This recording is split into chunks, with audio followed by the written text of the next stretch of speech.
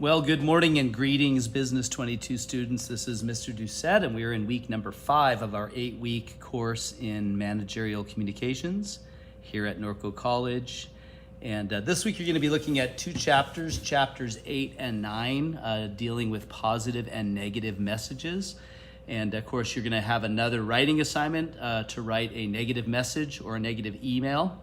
And you're going to be learning about how to use a buffer, and then how to use the indirect strategy, which is a strategy that you typically would use in sensitive messages, or in this case, negative messages. And the indirect strategy has a certain flow about it.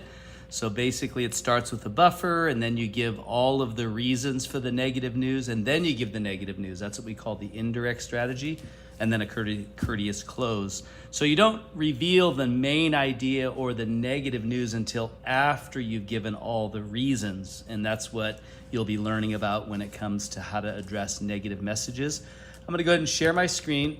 Here I am on our homepage in Canvas, and we are in module number 2 for another week or so.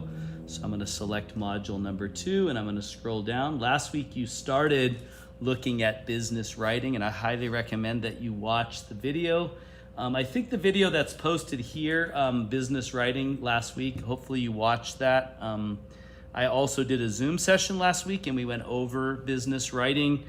I didn't upload the recording of that video. I just left the old one. They're all about the same, but I did go over that in the Zoom session.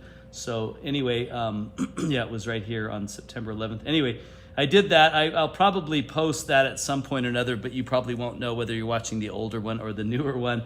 Either way, you had a parking memo, and then you had your discussion post on the do's and don'ts of business writing, which is basically what I did in the Zoom session and what you'll see on this business writing video. So basically, if you watch the video, you're getting the answer to the do's and don'ts of business writing.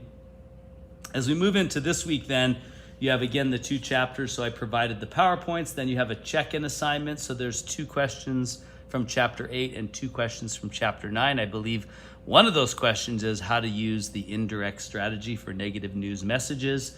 But that's the strategy you're going to be using. So you have a negative email for your writing assignment this week.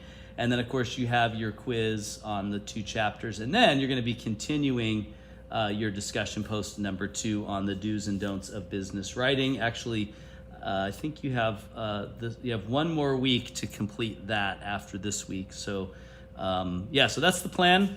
Pretty straightforward. If you have any questions or concerns, please get a hold of me. You can also meet me during my office hours in person or online.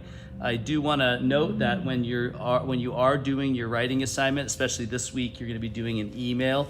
So make sure you look at the sample I've provided for a good email, and it should definitely have the subject line at least.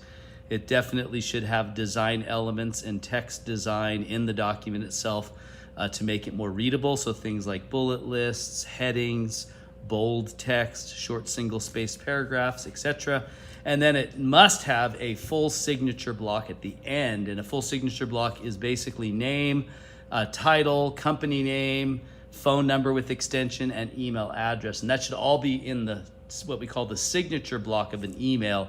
That's where you put your name typically. So make sure you have that. That's what makes it complete. If you don't have that, or you format it like a memo, or you format it like a letter, I may give you a 0 just to get your attention and cause you to go back and to redo it. So please look at the email provided as a good email sample, and there's even some little notes as to what makes it good. So make sure you read that, and then when you create your email, you make it look somewhat like that, as well as making it a negative news message. So, all right, well, that's it for week number 5. Have a great week, everybody, and you will see me again